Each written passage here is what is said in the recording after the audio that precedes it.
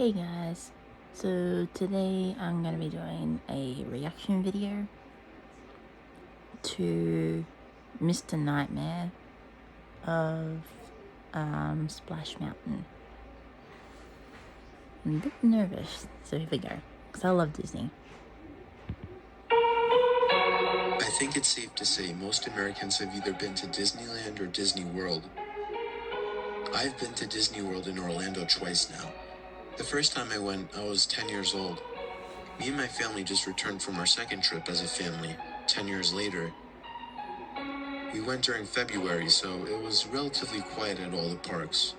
We did go to all four parks. We started with the Hollywood Studios, then Epcot, then the Animal Kingdom, and then finally the Magic Kingdom. I had a great time until I went on Splash Mountain. Splash Mountain is one of the more popular rides at Disney World, and I remember it being my favorite 10 years ago. Since we left all the other parks relatively early, we decided to stay at the Magic Kingdom until midnight.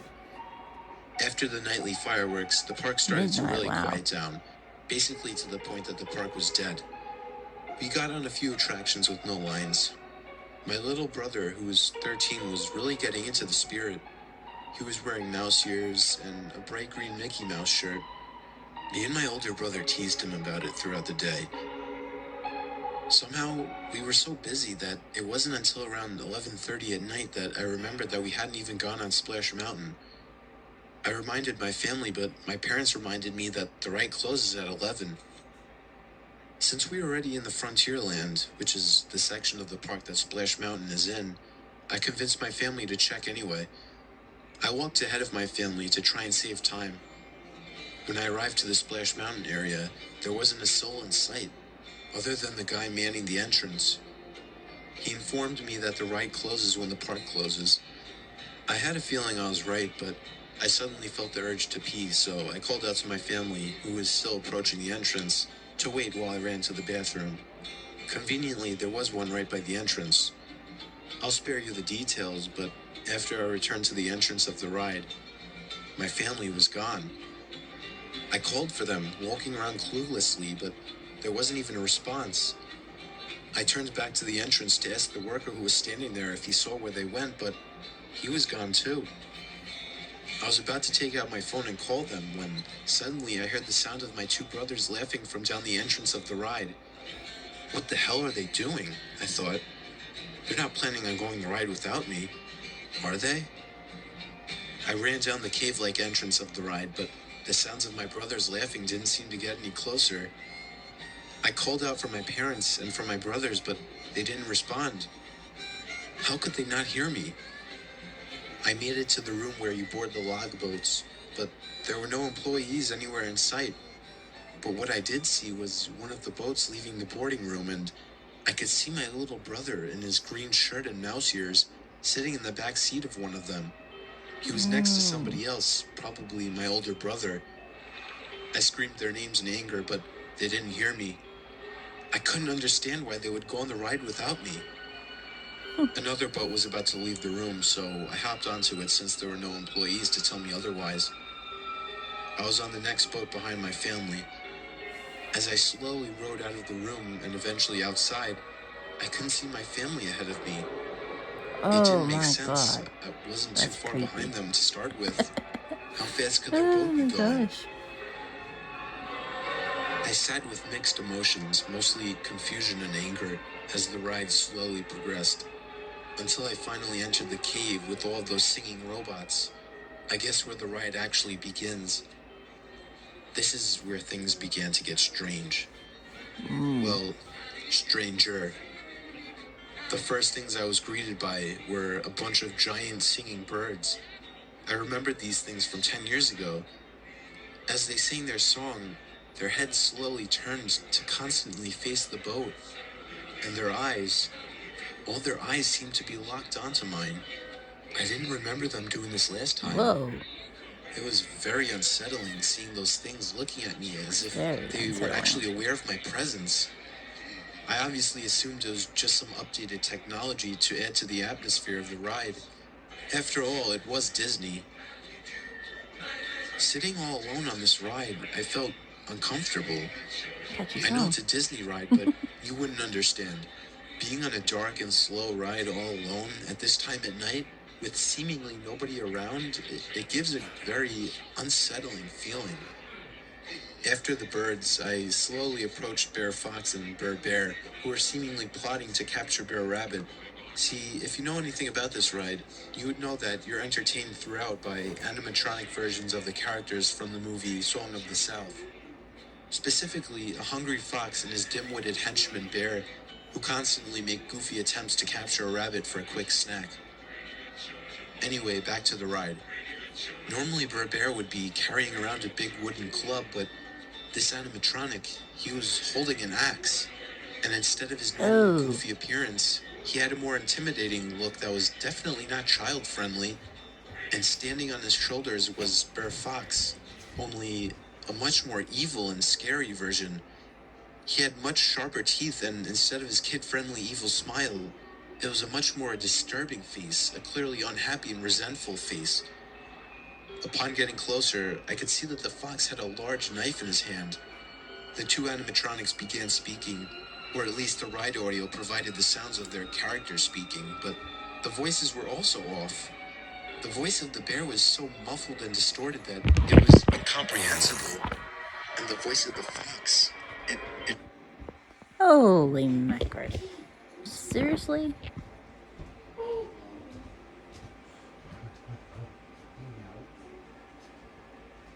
Okay.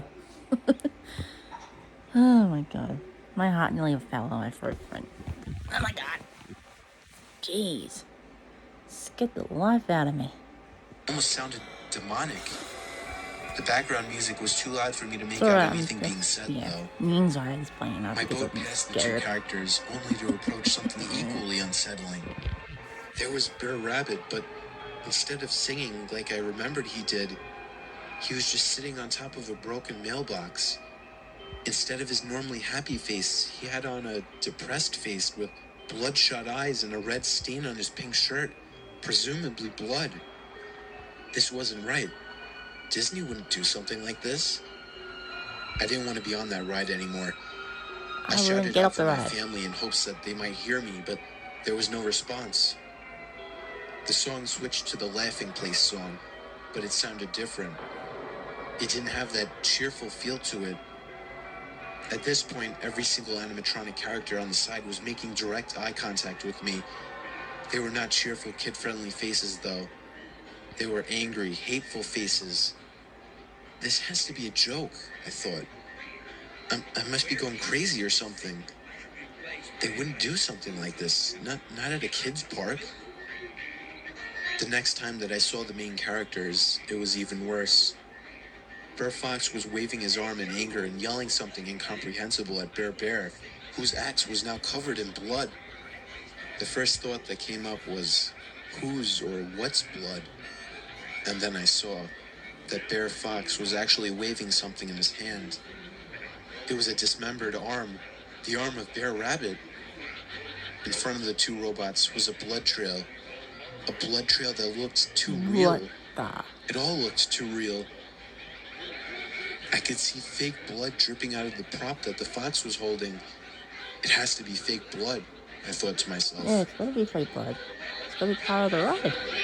Before exiting this section of the ride, there was one more disturbing scene. Bear Rabbit limping across the field with a trail of blood following him. It didn't make sense. The blood actually dripped on the floor, only appearing behind him. How could that be unless someone cleans up the blood after every time a boat passes by? But by this time, it was pointless to try and rationalize any of this. All I wanted was to get off this ride and see my family's reaction. After this, finally came the most anticipated part of the ride, which is the big drop. The boat climbed up to an angle and began to climb up the hill. At this point, anybody would be excited, but I wasn't even thinking about it. I was so focused on what I had just seen on a Disney ride. As I neared the top of the hill, there was one more scene waiting at the side. From what I remembered 10 years ago, it was Bear Rabbit tied to a pole over a fire, begging to be let go by Bear Fox. But this time, it was the most disturbing thing I've ever seen in my life.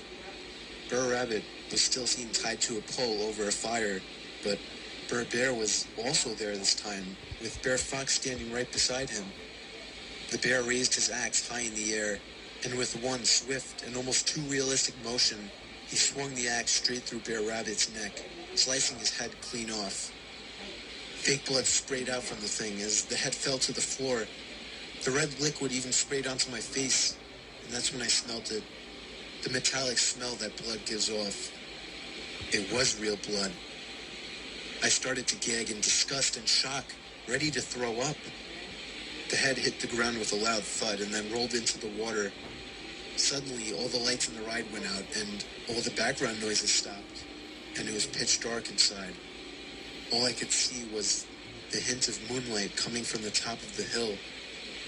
And then, coming from behind me, even over the sounds of the rails pulling the boat up the hill and the water moving down the hill, I could hear the sound of heavy splashing coming from the bottom. The kind of splashing you would hear from somebody running through water. What? I turned around to see nothing but darkness behind me, but the splashing was getting louder. And just as I reached the top of the lift hill, I could see a giant humanoid figure, probably 8 feet tall, begin to run up the lift hill. As it ran closer, it stretched out its long arms, seemingly ready to pull me out of this boat. The shock of it all prevented me from being able to note any of its features before dropping down to the bottom of the hill outside. What did I just see? I must be going crazy. What the fuck was that? I thought it was all a dream. I pinched myself. I even slapped myself in the face a few times. But it was real. Whatever, I was outside now. This was my chance to get off this nuthouse ride. I Hey, looked get off for the any ride, place to mate. climb over the Jeez. fake rock walls, but all of the walls were covered by big spikes. They weren't even just decorative props. These things looked dangerously sharp. Hell, they looked deadly. And they covered every single imaginable place to climb out. It was like I was really in a giant briar patch. It was like these spikes were put here to prevent anybody from escaping the ride. I pulled out my phone and turned on its flashlight to see if it was safe to even hop out of the boat. I shined Yeah, the it's flashlight great. down into the Oh my water, god. revealing even more spikes under the water. There was no way out at all. I screamed at the Shit. top of my lungs for help, but there was nobody around. It was pointless. I continued to constantly glance over my shoulder to make sure that that thing that I saw wasn't behind me, and with that, I slowly rode back into the caves of the ride, where I was greeted by the Zippity Doodah song. Only, it was a much slower and depressing version. The first thing I was greeted by after riding into the cave was a big sign hanging over my head, reading, "Rest in peace, Bear Rabbit." And to the right were countless animatronic animals, ranging from frogs to chickens to ducks, all dressed in black, apparently mourning at the death of Bear Rabbit. Suddenly, the boat came to a sudden stop, and all the background music stopped, along with the motors and water flow, leaving nothing but utter silence. I focused my attention to the dozens of animatronic characters who were now all frozen, apparently turned off. I turned away, scanning the room for any actual living beings or some kind of exit. I again resorted to shouting for help, but of course it did no good. Just as I was ready to give up trying to escape the ride, my luck finally seemed to change as I saw the glowing red text of an exit sign, slightly hidden behind a big rock. That was my way out. There were no spikes in here. I took one more glance over my shoulder to make sure nothing was behind me, but that's when I saw something in my peripheral vision. Oh. I didn't want to look, but I forced myself to turn around and see that the dozens of mourning animatronic animals have all turned their heads to face me. But whatever was doing this didn't allow me to witness this for more than a few seconds because the lights went out inside the cave, once again leaving me in complete darkness and silence. Even though it was rather cold inside, I felt myself starting to sweat, and I could feel my heart punching the inside of my chest. Oh god. Then, the sound of heavy footsteps coming from the platform broke the silence.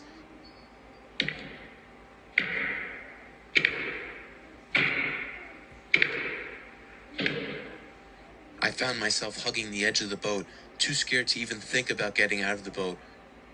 The footsteps stopped right at the edge of the platform, and then the boat started to rock back and forth. Something got into the boat. I leaned against the wall in shock and horror, still as a statue. The thought of something grabbing my foot the second I tried to hop out of the boat haunted my mind, paralyzing me in that position. I stayed still like this, not even moving my arm to itch for what felt like 10 minutes. My eyes were somewhat adjusting to the dark, but I refused to turn my head to see what was behind me. Just as soon as I began to think I should make a dash for it, I felt something grab my right shoulder. I didn't even dare to look at the hand that was grabbing me. I immediately jumped out of the boat and ran onto the platform. I grabbed my phone and turned on the flashlight, helping me find my way through the props to the exit door. The door led to a long hallway where I eventually found a back door leading to the outside of the ride. I was safe.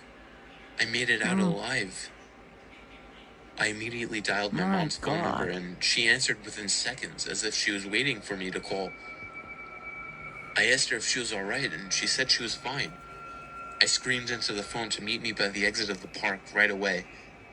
She sounded confused and asked me where I was, but I hung up the phone and ran to the exit of the Magic Kingdom, planning to never return again. Since this experience, my parents have been sending me to many psychiatrists and seeking as much therapeutic help as possible. But I'm still convinced that I hadn't imagined it. It was too real. My advice to you, never ride something like this alone during a very slow day late at night. I don't know how or why they would do this, but I don't know if Disney is hiding something. I still think of the creature I caught a glimpse of and whatever the thing was that was in the boat with me. I sometimes wish I had turned around to see what had grabbed my shoulder, just to kill the curiosity that I know will never go away. But maybe I should be happy I didn't turn around. Possibly the strangest thing about all of this, though, when I met up with my family at the exit of the park and tried to get some reactions from them, they told me that after I went to the bathroom, they simply walked around, waiting for me. They never got on the ride. Wow. That's... yeah.